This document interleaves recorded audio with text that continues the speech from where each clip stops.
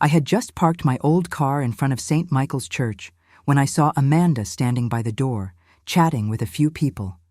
It was a beautiful Saturday morning in Portland, and the church was filling with guests for the baptism of Thomas, my first grandson.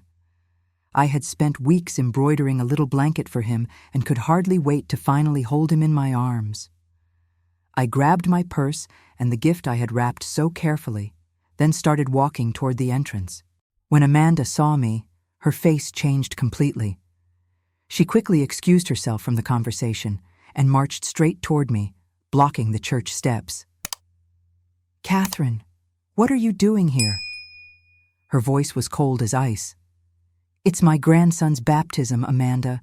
Where else would I be?" "You weren't invited." She folded her arms, and I could feel people starting to watch. "Not invited? Amanda, I'm Thomas's grandmother. I'm Daniel's mother. And I made it very clear to Daniel that you weren't welcome here. He agreed with me." My heart tightened. I need to hear that from him. "He's inside, busy with important things, important people. You're not part of that." Her eyes moved from my simple dress to the gift in my hands. "Look, I get it. You have maternal feelings or whatever. But Daniel has a new life now, one you don't fit into." "How can you say that? I raised that boy on my own." "Exactly. On your own. In a tiny apartment, working double shifts as a nurse. You really think Daniel wants his son growing up around that kind of struggle? We give Thomas stability, security, a future." She stepped closer, lowering her voice. "You're a reminder of a life Daniel left behind, and frankly, you embarrass him." The words cut like glass, but before I could speak, Amanda added, "Go home, Catherine. You're making a fool of yourself."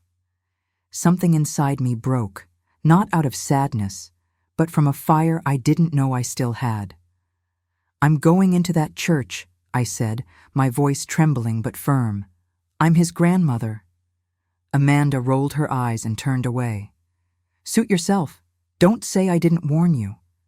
She walked up the stairs and disappeared inside. I took a deep breath and followed her. The inside of St. Michael's was stunning.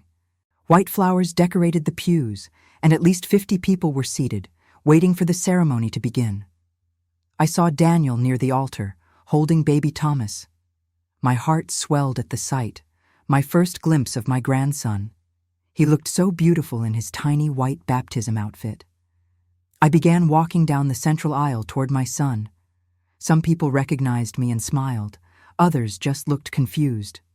I was halfway there when Amanda appeared out of nowhere and grabbed my arm, hard. "What do you think you're doing?" she hissed. "I'm going to see my grandson." "I told you, you're not welcome here." Her voice rose sharply. Heads turned. Daniel looked up, eyes wide. "Amanda, let go of me." "She's not welcome here," Amanda shouted, her voice echoing against the church walls.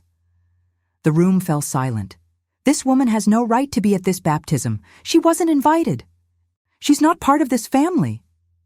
My face burned with humiliation. Daniel started walking toward us, not with concern, but with anger. "Mom, what are you doing?" he said under his breath. "Why can't you just respect our boundaries?" "Boundaries?" "Daniel, I just wanted to meet my grandson." "You're making a scene at my son's baptism." "I didn't start this." Amanda's right. We made it clear this would be a private event. Just close family. I am your family. And you need to learn to respect our decisions as parents." Daniel handed Thomas to Amanda, who smiled with quiet triumph. "I think it's best if you leave," he said. It felt like the ground disappeared beneath me. My own son, the boy I had raised, loved, sacrificed everything for, was sending me away. In front of everyone. "Daniel." My voice broke. "Please, Mom, don't make this harder than it already is." Tears welled up in my eyes. I was about to turn and leave when footsteps echoed from the back of the church. It was Father Michael, walking down the aisle, an elderly man in his 70s with white hair and a serious expression. "What's happening here?" His voice was calm, but carried authority. "Father Michael," Amanda began smoothly. "I'm so sorry. This woman came in uninvited and is disrupting the ceremony. We've already asked her to leave." The priest looked from Amanda to Daniel to me, and when his eyes met mine, something changed. His face went pale. His expression froze, as if he'd seen a ghost. "Catherine," he whispered, stunned. "Catherine Morrison?" I blinked. "Yes, Father. I'm sorry about all this confusion." "Oh my God." He placed a hand over his chest, still staring at me. Then he looked at Daniel, shock and disbelief written all over his face. "Daniel Morrison, Catherine is your mother." "Yes, Father. But—" Father Michael raised a hand to silence him. He walked toward me, eyes glistening, and to my complete surprise, he took my hands in his. "Catherine Morrison," he said loudly enough for everyone to hear, "the woman who saved my life." The church fell utterly silent. I stood frozen, confused by what he was saying. "Father, I don't understand." "You don't remember me, do you?" he said with a gentle smile, still holding my hands. "Why would you? It was just another day at work for you. But for me, it was the day I got a second chance at life." He turned toward the congregation, his voice filled with emotion. 3 years ago, I suffered a massive heart attack at St. Mary's Hospital. I was visiting a sick parishioner when I collapsed in the hallway. There were no doctors nearby, but there was a nurse. This nurse. He looked at me with such warmth that tears stung my eyes. Catherine Morrison performed CPR on me for 8 full minutes. 8 minutes, non-stop, until the medical team arrived. The doctors later said that without her immediate action, I wouldn't have survived. A vague memory surfaced, a chaotic shift, a man collapsing. I hadn't realized who he was. "But there's more," Father Michael continued, his voice trembling. "After my surgery, this extraordinary woman visited me every single day. She wasn't even assigned to my care. She brought me coffee, talked with me about faith and life, helped me process what had happened. She never mentioned she was anyone's mother or anyone important. She was simply human, compassionate, real." Amanda had gone pale. Daniel looked like he'd swallowed glass. Father Michael finally released my hands and turned to them, his face now filled with righteous anger. "And you two," he said sharply, "you dare to throw this woman out of God's house, the woman who embodies everything Christ taught us about compassion and service." "Father, you don't understand," Amanda tried to say. "No, Amanda, you don't understand." He took a step closer. "You think expensive clothes and arrogance make you worthy of being here? You just humiliated an innocent woman, in church, at her own grandson's baptism." "She was causing a scene," Daniel muttered. "A scene? A scene?" The priest laughed incredulously. "Daniel, your mother was simply trying to be part of a sacred family moment. Her family, and you allowed your wife to treat her like garbage." He paused, took a deep breath, then said something that stunned everyone. "Without Catherine Morrison, there will be no baptism today." The silence that followed was deafening. "What?" Amanda finally managed. "Father, you can't—" "I can," he said firmly, "and I will. Either Catherine stays and takes part in this ceremony with the dignity she deserves, or I walk out of this church right now. No baptism. Your choice." I stood in disbelief. The priest was defending me, publicly, against my own son. "This is ridiculous," Amanda snapped. "You can't blackmail us like this." "It's not blackmail, it's principle."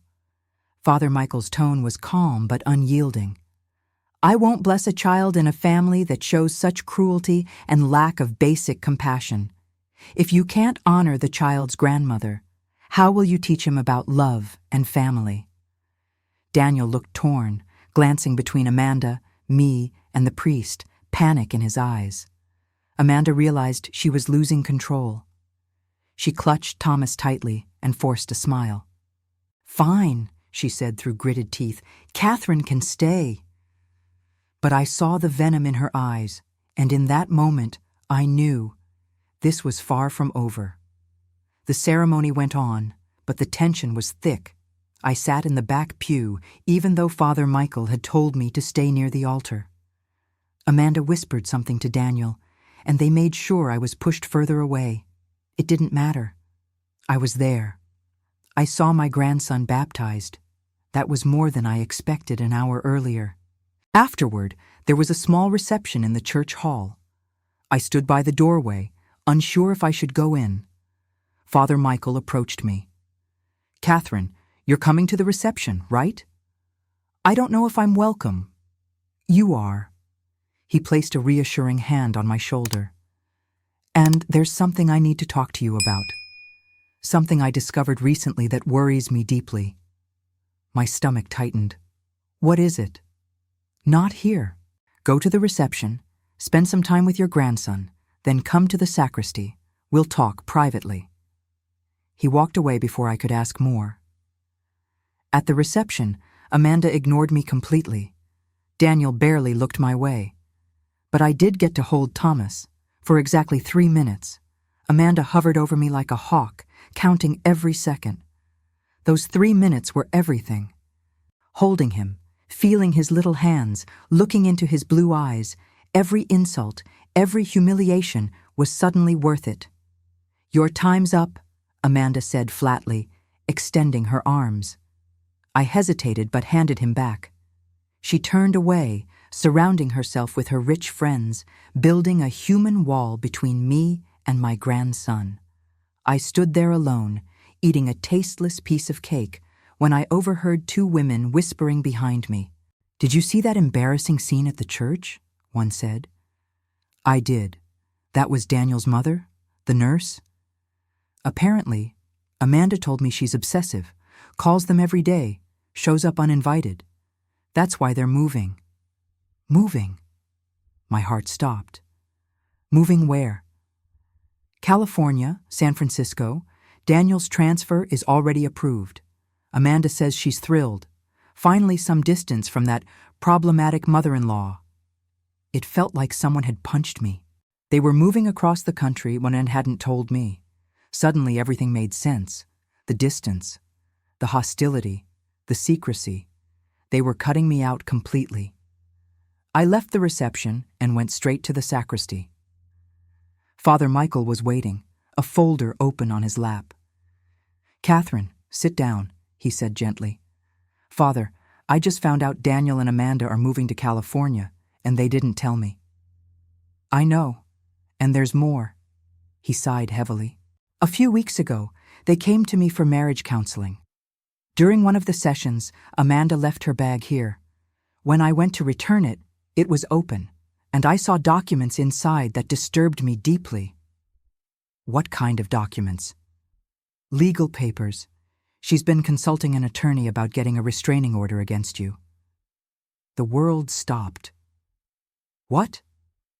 "Amanda's building a case, claiming you're a threat to Thomas's safety, that you're obsessive, unstable.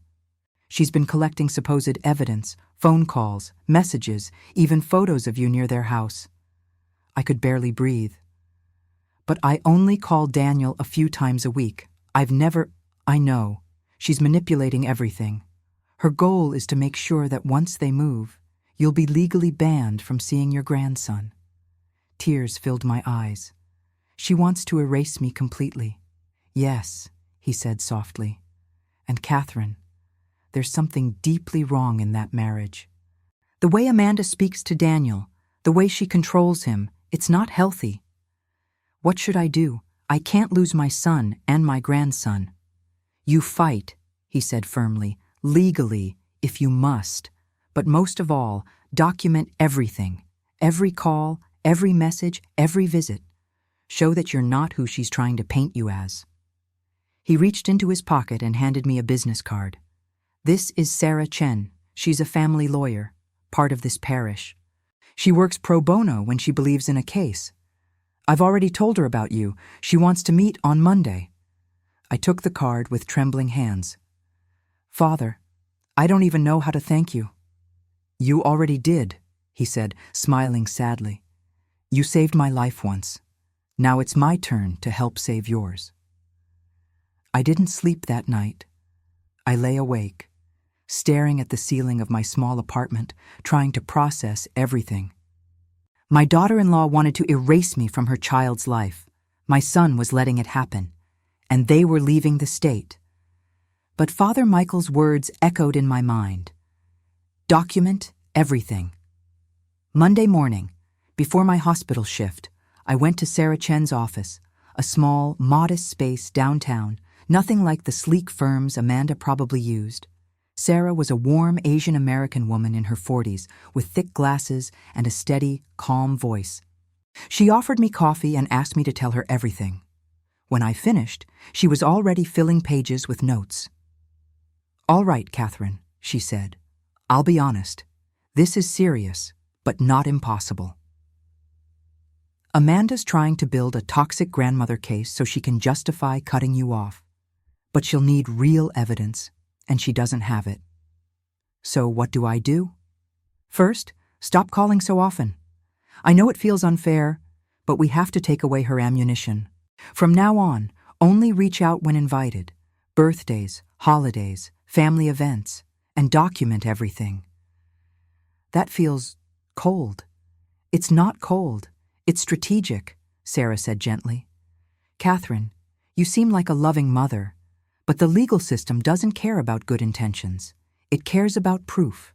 We need to show you're a stable, positive presence in your grandson's life. And if they move before I can act? Oregon law protects grandparent visitation. If we establish that you had a bond with the child and that maintaining contact serves his best interests, we can secure visitation rights.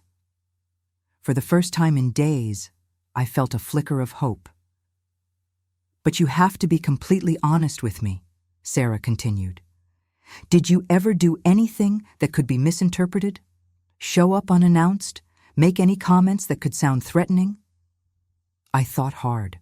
Last month, I stopped my car near their house, just to see if Daniel was home. Amanda saw me from the garden. She wasn't happy. Did you get out of the car? No. When I saw her, I drove away. Sarah jotted a note. All right, that might come up, but we can explain it. Anything else? I shook my head. Good. Here's our plan. I'll start drafting the visitation petition. You'll keep a detailed journal, dates, times, every interaction. No exceptions. Understood. And Catherine, she added, looking straight at me. Be prepared. Amanda will fight dirty. She may provoke you. She may lie. Don't react. Keep your cool. Always. I left her office feeling both terrified and empowered. For the first time, I was fighting back. 2 weeks passed. I followed Sarah's instructions carefully. I stopped calling every day, just one polite message a week, asking how Thomas was. Daniel's replies were short. Fine. Busy. Sometimes, nothing at all. It was torture, but I stayed disciplined. One afternoon at the hospital, in the middle of a chaotic shift, my phone buzzed. It was an email from Daniel. My heart leapt until I opened it. It wasn't meant for me. Apparently, Daniel had accidentally copied me on an email to Amanda. The subject line read, Re, Move, and Timeline. My hands trembled as I read, Amanda, it's confirmed. The transfer is official for December 1st. I know it feels rushed, but the sooner we leave Portland, the better. Mom's been acting more composed lately, but I'm sure it's temporary. Your lawyer said we just need more evidence for the restraining order. So let's go ahead with the move first. Once we're in California, keeping distance will be easier. I felt sick. My own son was plotting to remove me, but I kept reading. As for your mom, yes, she can visit any time. We'll have a big guest room, and she'll want to spend time with Thomas. It's different with my mom because she has a history of problematic behavior. Problematic behavior. That's what I was now. I know you think I'm being too harsh, but you didn't grow up with the Catherine I knew. After Dad died, she smothered me. My whole life revolved around keeping her happy, proving her sacrifices were worth it. I never had space to breathe. Therapy helped me see how toxic that was. Tears streamed down my face right there in the hospital hallway. Had I really suffocated my son? I had only ever tried to give him everything I never had. But the next lines shattered me completely. Once we move, we'll finally have space to live our lives our way. And if your mom wants to help with Thomas a few days a week, that'd be great. It'll be nice for him to have an active grandmother, just not my mother. I bit my lip, trying not to cry. Amanda's mother would be the real grandmother, and I would be nothing. After my shift, I sat in my car and called Sarah with shaking hands. Sarah, Daniel just sent me an email. By accident. You need to see this. I forwarded it, waiting in silence as she read. Finally, she said, Catherine, this changes everything. How so? It's written proof that they're intentionally trying to cut you out without cause. It also proves there's no real danger, just manipulation. This is gold for our case. But Sarah, what if Daniel's right? What if I really was too much? What if— Stop, she said firmly. You worked 2 jobs to give him a future. You loved him. That's not toxic. That's motherhood. Amanda twisted his perception. That's what manipulators do. I stared through my windshield at the fading sunset, feeling hollow. My son saw me as a burden. And the worst part? A small part of me wondered if he was right. Sarah filed the petition for grandparent visitation a week later. Daniel and Amanda were officially notified, and just as Sarah predicted, Amanda exploded. 2 days after receiving the notice, Daniel called me. It was the first time he'd called in months instead of sending cold, one-word replies. Mom, what the hell do you think you're doing? His tone was sharp, defensive. Daniel, I just want to be part of my grandson's life. So you're suing us. You're actually taking us to court. I had no choice. You're moving to California without telling me. You're cutting me out. Because you don't respect boundaries. And now this. You're proving Amanda right about you. I took a deep breath, remembering Sarah's words. Stay calm, always. Daniel, I saw the email you sent by accident, I said quietly. I know what you and Amanda are planning. The restraining order. The move. Silence. Then, you were spying on my emails. You copied me by mistake, Daniel. That doesn't change the fact that you're invading our privacy. When will you realize maybe the problem is you? Those words hurt more than anything Amanda had ever said because they came from him. I saved every penny to send you to college, I said softly. I worked 2 jobs, Daniel. I missed time with you because I was trying to give you a better life, and now you treat me like I'm some burden. No one asked you to sacrifice everything. That was your choice, and then you used it to make me feel guilty my whole life. I froze. Daniel, I never meant— Look, Mom, Amanda and I decided, if you don't drop this case, you'll never see Thomas again. No visits, no pictures, nothing. It's your choice. And then he hung up. I called Sarah immediately, panicking. They gave me an ultimatum. Either I drop the case or never see Thomas again. That's coercion, she said, steady as ever, and exactly the kind of behavior that strengthens our case. Don't back down. But what if they mean it? Then at least you'll know you fought, and legally, they can't cut you off without cause. 2 days later, an email arrived from Amanda. No message, just an attachment. It was a temporary restraining order, filed against me. Amanda claimed I had made threats against their family. Threats. I had never threatened anyone in my life. I called Sarah in tears. How can she do this? It's a lie. It's temporary, based only on her allegations. We'll have a hearing to prove the truth. I hesitated. During my last call with Daniel, I said, I'll fight for my grandson no matter what it takes. Do you think she'll twist anything she can? But that's not a threat. We'll handle it. The hearing was scheduled for 2 weeks later.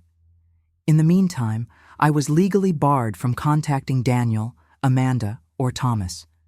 If I violated it, I could be arrested.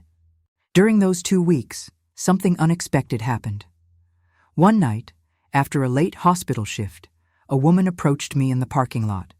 She was in her 30s, blonde, well-dressed, but nervous. Catherine Morrison? Yes? My name's Rachel Cooper. I used to be the executive assistant at the company where Daniel works. She glanced around. I need to talk to you. It's about Daniel and Amanda. My pulse quickened. About what? Money. She took a breath. I was fired a month ago after I found irregularities in Daniel's expense reports. I went to HR, and the next day I was gone. But before I left, I made copies. Copies of what? Documents showing that Daniel's been embezzling funds. Not huge amounts, maybe 50, 60,000 over the last year. Fake expenses, inflated reimbursements, and I think Amanda knows, honestly. I think it was her idea. I was speechless. Why would he risk that? He has a good salary. Because the lifestyle Amanda wants costs more than he makes. The house, the cars, the clothes. It adds up. She handed me an envelope. These are the copies. I don't know what you'll do with them, but after hearing what they're doing to you, I thought you should know. Why are you helping me? Rachel hesitated. Because I have a mother too, and if someone treated her the way they're treating you, I'd hope someone would step in. Before I could thank her, she walked away into the dark parking lot. The next morning, I took the documents to Sarah. She flipped through them, eyes widening. Catherine, this is gold. If it's true, Daniel could face criminal charges, and if Amanda's involved, it destroys her credibility completely. What does that mean for us? It means everything changes, she said, a spark in her voice. If we can prove this, their whole narrative about you collapses, and it might even put them under investigation. For the first time in weeks, I felt something I hadn't felt in a long time. Hope. The hearing took place on a cold November morning. I was so nervous I couldn't eat. Sarah picked me up and drove us to the courthouse. Daniel and Amanda were already there with their expensive lawyer, Richard Hastings. Amanda shot me a poisonous glare. Daniel couldn't meet my eyes. The judge, a woman in her 50s named Patricia Warren, was known for being fair but impatient with nonsense. Good morning, she began. We're here to review the temporary restraining order filed by Mrs. Amanda Morrison against Mrs. Catherine Morrison. Mr. Hastings, you may begin. Hastings stood. Your Honor, my client has endured ongoing harassment from her mother-in-law. Mrs. Morrison's behavior has been obsessive and alarming. Frequent calls, unannounced visits, and, most recently, veiled threats to fight for the child, which my client interpreted as potential intent to abduct. Abduct. The word hit me like ice. He continued. Furthermore, Mrs. Morrison has filed litigation to force contact against the parents' wishes, demonstrating clear instability. The judge turned to Sarah. Counsel? Sarah rose calmly. Your Honor, my client, Catherine Morrison, is a respected nurse with 30 years of impeccable service at St. Mary's Hospital.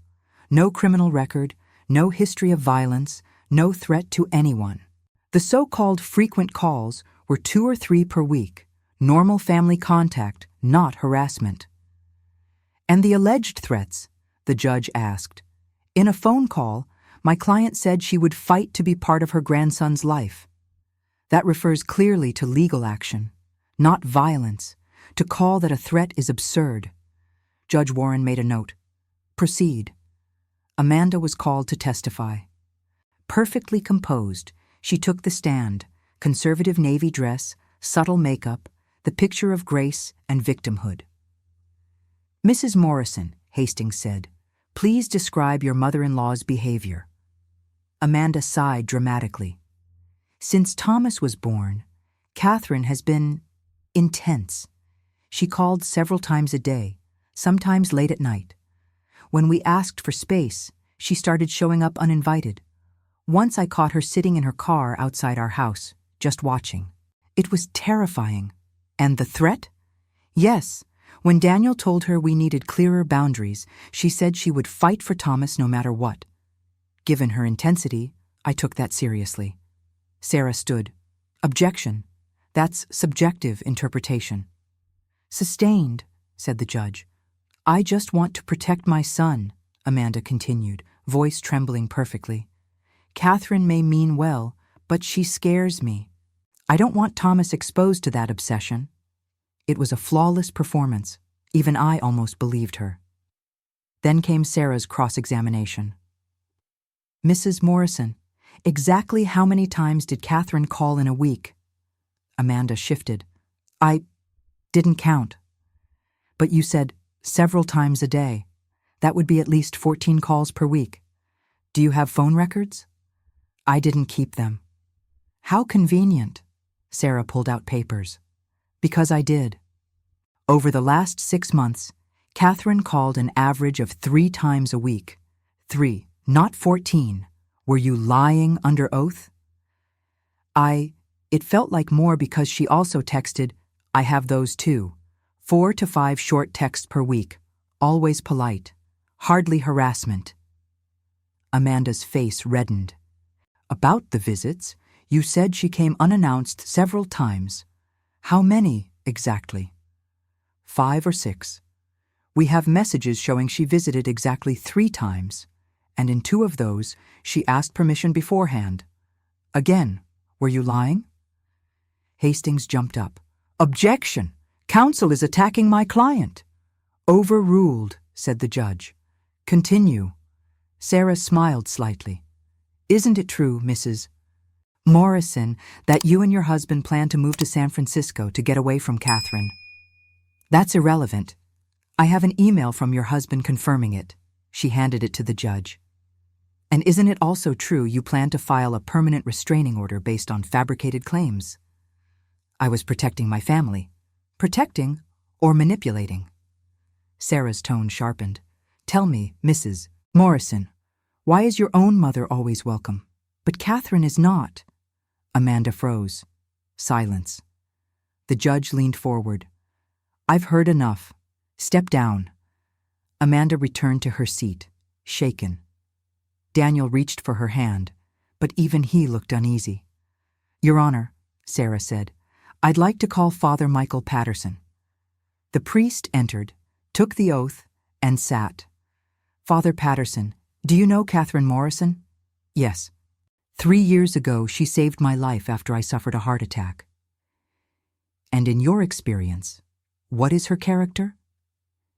"She's one of the kindest, most compassionate people I've ever met. The idea that she's dangerous is absurd." "Did you witness her interaction with the Morrisons at the baptism?" "I did. Amanda humiliated her publicly, yelled at her, degraded her in front of the congregation. Catherine remained calm and dignified." "Thank you, Father." The courtroom was silent as Judge Warren reviewed her notes. Finally, she spoke. "I see no credible evidence that Mrs. Morrison poses any threat. Her communication and visits fall well within normal family behavior. The supposed threat was clearly misinterpreted." Amanda's face drained of color.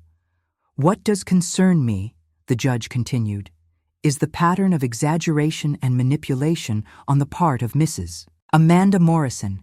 The temporary restraining order is denied." She looked directly at Daniel and Amanda. "I strongly advise this family to pursue mediation before things escalate further." Hastings rose. "Your Honor, my clients are relocating to California in 2 weeks. Mediation may not be. Then I suggest you make time, because if Mrs. Morrison continues with her visitation petition, And she has every legal right to.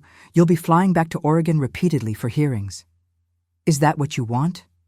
Daniel and Amanda exchanged uneasy glances. Judge Warren struck her gavel. Next case. Outside the courtroom, I collapsed into Sarah's arms. We won. We won the first battle, she said, but the war isn't over. As we stepped into the cold air, Daniel was waiting on the courthouse steps, alone. Amanda stood by the parking lot, furiously talking on her phone. Mom, he said softly. Can we talk? I looked at Sarah. She nodded. I'll wait in the car. Call me if you need me. Daniel and I stood there on the courthouse steps. Silence between us. The kind of silence filled with years of things unsaid. He looked smaller somehow. Tired. Lost. What happened in there? He began, then stopped. Amanda never told me she'd exaggerated that much about the calls and visits. She lied, Daniel, under oath. I know. He ran a hand through his hair, frustrated. Mom, I don't even know how things got this bad. When Amanda and I first met, she was different. Or maybe I was. But after we got married, she started pointing things out. Things about you. What kind of things? How you always mentioned your sacrifices. How hard you worked. She said you used guilt to control me. And you believed her. I was in therapy then, and the therapist agreed, said I needed boundaries. Boundaries are fine, Daniel. Cutting your mother out completely isn't. It wasn't supposed to be like that. Amanda said it would be temporary, just until we settled as a family. But it got worse. And He glanced toward the parking lot where Amanda stood. I don't even know when I stopped having a voice in my own marriage. My chest tightened. His tone was the same one he used as a boy when he felt cornered. Daniel, are you happy? He hesitated. I don't know. I have everything Amanda said would make me happy. The big house, the fancy car, the career. But I feel like I'm drowning. Then why stay on her side? At the baptism, in court, all of it. Because she's my wife. Because I have a son. And because... He looked down. Because I'm scared of what she'll do if I don't. The words sent a chill through me. Daniel, is she threatening you? Not directly. But she's made it clear. If I ever choose you over her, she'll make my life hell.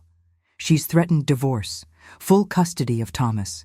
She says she has money, lawyers, leverage. And suddenly, the puzzle pieces clicked.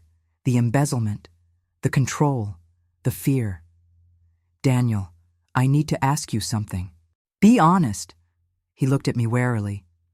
Are you in trouble at work? Financially? His face went pale. What? No. Why? Because someone came to me. Rachel Cooper. She showed me documents. Daniel, I know about the missing money. His eyes widened in panic. Mom, I can explain. Did you do it? Did you really steal from your company? I didn't. It was... Amanda said everyone did it. That it was harmless. Just adjusting numbers to cover expenses. It started small. Then it got out of control. Daniel! My voice rose before I caught myself. People turned to look. I lowered it again. You could go to prison for this, lose everything. Your job, your license, even Thomas. I know. You think I don't know? Tears filled his eyes. My 32-year-old son stood there, broken. I wanted to stop months ago, but Amanda said if I confessed, she'd leave me and make sure I never saw Thomas again. She said she had proof that would make me look guilty. She wasn't just manipulating him, she was blackmailing him. When did it start? About 6 months after Thomas was born. Amanda said we needed a bigger house, that my salary wasn't enough. She found the loopholes, the forms. I just followed along. I pulled him into my arms right there on the courthouse steps. He cried against my shoulder like he did when he was little and scraped his knee. "Daniel, we'll fix this. Together." "How? I've ruined everything. My job, my life, my relationship with you." "No, you were trapped by someone who pretended to love you, but you can still make it right. I promise." Just then, Amanda hung up her phone and looked over, and by the look in her eyes, she knew exactly what we were talking about. Amanda stormed toward us, fury flashing in her eyes. "Daniel, what are you doing? We're leaving. Now." "Amanda, we need to talk," Daniel said quietly, still trembling. "There's nothing to discuss, especially not with her here." Her glare cut through me like glass. "You just can't stay out of our lives, can you?" "Amanda," I said evenly, "I know about the money, about what you made Daniel do." For the briefest moment, her face showed real panic. Then she composed herself again. "I have no idea what you're talking about. And Daniel, if you've been discussing our private finances with your mother, that's completely inappropriate." "She knows, Amanda," Daniel said, voice steadier now. "And she's right. What we did, what you had me do, was illegal. I could go to prison." "Don't be dramatic. No one will ever find out, if you keep your mouth shut." "Someone already knows," I said. "Rachel Cooper. She has copies of the documents. If she's already gone to HR, it's only a matter of time before they launch an investigation." Amanda's eyes darted between us, calculating. "Then I'll go to them first," she snapped. "I'll tell them Daniel acted alone. I'll show them the emails, the messages. Who do you think they'll believe?" "You'd throw me to the wolves like that," Daniel whispered. "After everything." "I protect my son," she hissed. "I'll do whatever it takes. And if that means proving you're a criminal and taking full custody, so be it." That's when Sarah appeared beside me, calm as ever, holding up her phone. "How convenient," she said, "because I just recorded your entire confession." Amanda froze. "You can't use that. It's illegal to record without consent." "Oregon is a one-party consent state," Sarah replied coolly. "And I'm that party. This recording is fully admissible. Amanda Morrison, you just admitted to knowledge of corporate fraud, intent to commit perjury, and emotional blackmail." Amanda went pale. "And it gets better," Sarah continued. "We've traced the bank transfers. There's a savings account with $73,000, the exact amount Daniel borrowed. Yours, Amanda." I don't have." "You do. And here's how this will go," Sarah said, stepping closer. "Daniel will go to his company, confess everything, and list you as his accomplice. The company may choose not to press charges if full restitution is made. You'll transfer the funds back immediately." Amanda's lips trembled. "And if I don't?" "Then we take everything to the district attorney. Fraud, conspiracy, extortion. You'll go to prison. You'll lose custody anyway. Your choice." Amanda stared at us, eyes blazing. "You're weak," she spat at Daniel. "I thought I could shape you into something better. I was wrong." She turned sharply, heels striking the pavement like gunshots. "But don't think this is over. I always finish what I start." She disappeared into the parking lot. Daniel sank onto the steps, burying his face in his hands. "Oh God, what have I done?" "You made mistakes," I said softly, sitting beside him. "But you can fix them now." He looked up at me, tears in his eyes. "I'm so sorry, Mom, for believing her, for how I treated you, for everything." I placed my hand on his shoulder. "You're not weak, Daniel. You were manipulated, and you finally broke free. That's strength." The following weeks were chaos. Daniel went to his company with Sarah by his side and confessed everything. With proof that Amanda had orchestrated most of it, and after he returned every cent, the company agreed not to press charges, provided he resign immediately. Amanda, facing possible criminal charges herself, complied. She returned the stolen money and accepted a fair divorce settlement. Their move to California was canceled. Daniel moved into a modest apartment back in Portland. It wasn't luxurious, but it was his. For the first time in years, he said he could breathe. 3 weeks later, he called me. "Mom, can you come over? Someone's eager to meet you properly." When I arrived, Daniel opened the door with Thomas in his arms. My grandson, 3 months old now, looked at me with curious blue eyes. "Hi, Thomas," I whispered, tears already forming. "I'm your grandmother." Daniel placed him in my arms. No one hovering, no one counting the minutes. Just peace. "He's perfect," I said, smiling through tears. "Yeah," Daniel whispered. "He is." He sat beside me on the couch. "Mom, I've started therapy again, with a new therapist this time. I've been working on a lot of things. How I let Amanda isolate me, how I believed her version of you, how I confused your sacrifices with manipulation." I nodded, holding Thomas close. "Mom, you weren't perfect," he said gently. "But you loved me, you gave everything you had, and I turned you into a villain because it was easier than facing the truth." I smiled through my tears. "I just wanted you to be happy." "I know, and I finally am, because I'm not living a lie anymore." He gestured to the coffee table covered with job listings. "It's not glamorous, but I'm rebuilding. Slowly, honestly." "I'm proud of you," I said. "You always were, weren't you?" He smiled. We spent the whole afternoon together, laughing, crying, feeding the baby. For the first time in years, it felt like family again. When I was leaving, Daniel stopped me at the door. "Mom, about Christmas. It's still a month away, but would you spend it with me and Thomas? Just the 3 of us. Start our own tradition." My heart filled completely. I'd love that. 6 months later, everything was different. Daniel had found a new job, smaller firm, smaller paycheck, but he was content. He shared joint custody of Thomas. Amanda had moved to Seattle, rarely using her visitation time.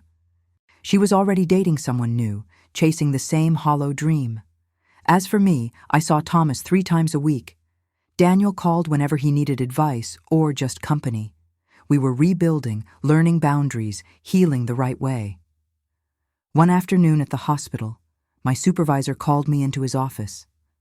"Catherine, Father Michael stopped by today," he said, smiling. "He's starting a church-based hospice program. He asked if you'd lead the nursing team." "Me?" I was speechless. "He said you have the perfect heart for it, compassion and strength." "I agree." "A new chapter, a purpose. I accept," I said, smiling. That evening, while feeding Thomas, I told Daniel about it. "Mom, that's amazing. You deserve it." I looked at my grandson's sleepy little face. 6 months ago, I thought I'd lost everything. Now, I have everything that matters. Daniel smiled. "You always did, Mom. You just needed to see it." He handed me a bottle for Thomas. "You know, Amanda called yesterday. She wants to reduce her visitation, just 1 weekend a month. Apparently, her new boyfriend doesn't like kids." I sighed softly. "That's sad, but Thomas has you, and that's more than enough." "He also has the best grandma in the world," Daniel said. We laughed. Thomas burped loudly, and Daniel shook his head. "Yep, definitely my kid." 2 years later, spring sunlight filled Daniel's backyard. Thomas, now 2.5, chased butterflies among the flowers. We were hosting a small barbecue. Daniel, me, Sarah Chen with her family, Father Michael, and a few close friends. Daniel stood by the grill wearing an apron that read, "Chef Dad," grinning like the man he was always meant to be. "Grandma Kate, Grandma Kate." Thomas ran to me, holding a yellow flower. "For you!" I took it, laughing. "Thank you, sweetheart." Sarah handed me a glass of lemonade. "You know, Catherine," she said, "when I first met you, you were at rock bottom. Look at you now." I just did what any mother would do, I smiled. No, she said gently. Most would have given up, or fought back with bitterness, but you chose dignity. And that's why you have all this? I looked around, Daniel laughing, Thomas playing, friends talking, sunlight dancing across the garden. You're right, I said softly. Amanda tried to erase me because I didn't fit her perfect picture. But in chasing perfection, she lost everything real. Father Michael joined us, chuckling. Catherine, do you remember that dramatic moment at the baptism, when I said, without her, there will be no baptism? How could I forget? He smiled. 6 families came to me afterward. They were struggling with manipulation, with broken family ties. Because of that moment and your courage, they sought help. You made a difference. Tears filled my eyes. Really? Really, he said kindly. Sometimes God uses our hardest trials to heal others. Daniel called from the table. Mom, can you set the plates?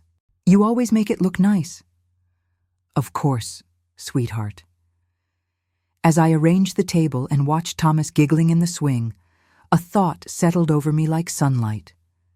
2 years ago, I had stood in a church parking lot, humiliated, unwanted, clutching a gift I would never give. Today, I was surrounded by love, my son beside me, my grandson in my arms. Amanda had tried to erase me, but she failed, because truth always comes to light. Love always endures. And no manipulation can destroy the bonds of real family. When you fight for them with grace and courage, that woman in the church parking lot still lives inside me. But she's no longer broken. She's strong, healed, reborn.